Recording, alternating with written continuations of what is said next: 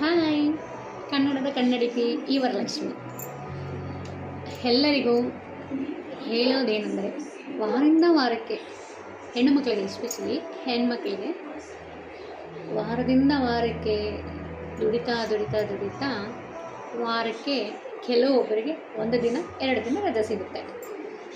ಆ 2 ದಿನ ಆ 1 ದಿನ ಆಗಲಿ ಮನೆಯಲ್ಲಿ ಆರಾಮಾಗಿರೋಣ ಅಂತ ಅಂದ್ಕೊಂಡ್ರೆ ಎಷ್ಟು ಆರಾಮಾಗಿರ್ತೀವಿ ಅಂತಂದರೆ, 1 ಬಟ್ಟೆ ಬೇಷನ್, ಪಾತ್ರೆ 1 ಬೇಷನ್, ಬಟ್ಟೆ ಕಸ ಗುಡಿಸು, ಬಟ್ಟೆ ಹೋಗಿ ಮಕ್ಕಳ ತಿಕ್ಕ ತೊಳಿ, ಸ್ನಾನ ಮಾಡಿಸು, ತಿನ್ನಿಸು, ಎಷ್ಟೆಲ್ಲ ಮಾಡಬೇಕು. ಇದೆಲ್ಲ ಆದಮೇಲೆ ಸಂಜೆ ಹೊತ್ತಿಗೆ ಬಿಸಿ ಬಿಸಿ ಕಾಫಿ ಮಾಡ್ಕೊಂಡು ಕುಡಿದುಬಿಟ್ಟು ಸ್ವಲ್ಪ ಹೊತ್ತು ರಿಲ್ಯಾಕ್ಸ್ ಆಗೋಣ ಅನ್ನೋಷ್ಟೊಳಗಡೆ 6 ಗಂಟೆ ಆಗಿಬಿಡುತ್ತೆ. 6 ಗಂಟೆ ಆಯ್ತಂದರೆ ತಗೋ, ಈರುಳ್ಳಿ ಹೆಚ್ಚು, ತರಕಾರಿ ಕಟ್ ಮಾಡು, ಸಾಂಬಾರು ಮಾಡು, ಅನ್ನ ಮಾಡು, ಮುದ್ದೆ ಮಾಡು, ಗಂಡನಿಗೀಡು, ಅತ್ತೆಗೀಡು, ಮಾವನಿಗೀಡು. ಅವರೆಲ್ಲ ತಿಂದು ಮಲಗಿದಾದ್ಮೇಲೆ ನಾವು ತಿಂದು ಮಲ್ಕೊಳ್ಳೋಣ ಅಂತಂದೆ, ಮಮ್ಮಿ ನಮ್ಮ ಕಕ್ಕ ಮಾಡಬೇಕು ಅಂತ ಒಂದು ಬರ್ತಾವೆ. ಹೆಣ್ಮಕ್ಳಿಗೆ ಏನೇ ಸರಿ. ಹಾಗಾಗಿ ನಾವು ಇದನ್ನೆಲ್ಲ ನೋವನ್ನೆಲ್ಲ ಮರೆಯಬೇಕು ಅಂದರೆ ಎಷ್ಟು ಕಷ್ಟಪಡ್ತೀವಿ. ಆ ನೋವು ಅವರು ಅನುಭವಿಸೋರಿಗೆ ಗೊತ್ತು. ಹಾಗಾಗಿ ಹೆಣ್ಣು ಮಕ್ಕಳಿಗೆ ಎಷ್ಟೇ ನೋವಿರಲಿ, ಏನೇ ಇರಲಿ, ಇಲ್ಲಿಂದ ಹೊರಗಡೆ ಬರಬಾರ್ದು.